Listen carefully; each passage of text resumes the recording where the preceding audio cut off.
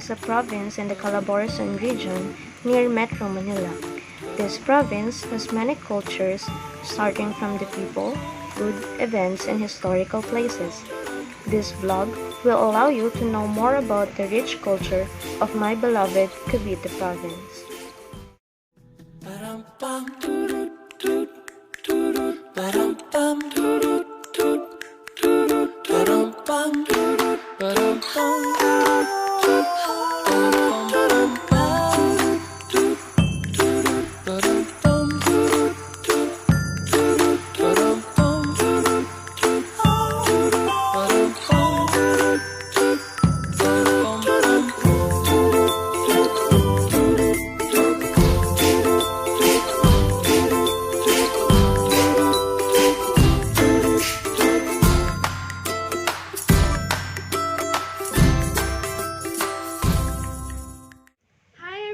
I am Shamaine Ibarra and I am your vlogger for today.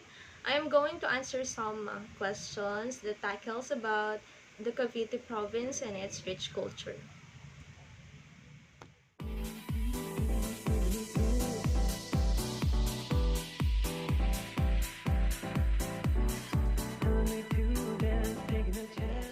I chose Cavite because it is a province that has rich culture, starting from the people, food, historical places, events, and celebrations.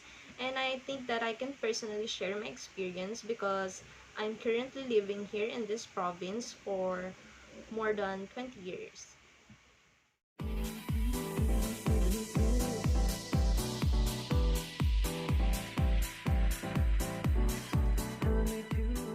The first one on the list is Caracol. I think this is the most awaited event among the celebrations on the Cavite province because you can actually join this celebration with your friends, with your family.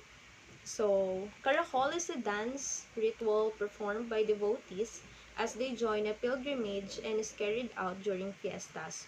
The pilgrims dance their way to the church to the tune of a lively marching band.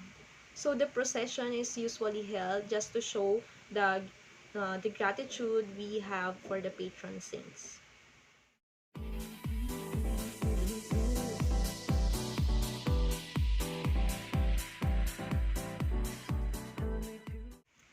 Next one would be the food culture in Cavite province.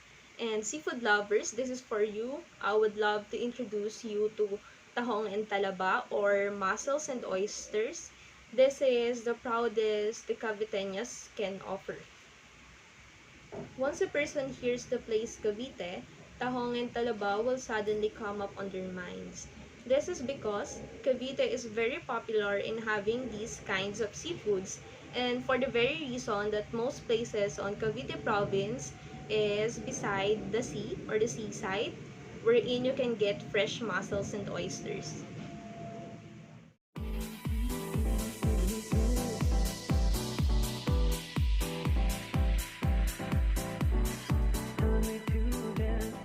The last one and part of the culture places of Cavite province is Emilio Aguinaldo Shrine. I know you are all very familiar of this place because this is one of the places in our country that has the historical story of the Filipino independence. In fact, this shrine is a national shrine located in Cavite in the Philippines, where Philippine Declaration of Independence from Spain was declared on June 12, 1898. And this also symbolizes the calm Filipino that when provoked, we became strong, independent, and fierce.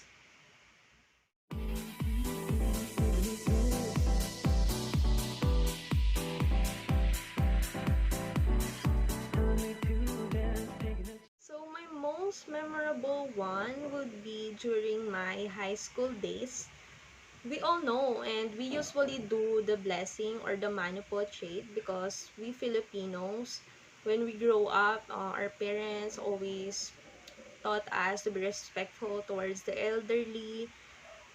So it is not that different, but it is my first time encountering that you should, and it is mandatory that whenever you encounter your teachers on the hallways or inside the school premises, you should really do mana po, so that you can show your respect. Because it is something that my previous schools didn't do and practice, so it is really stuck on my mind.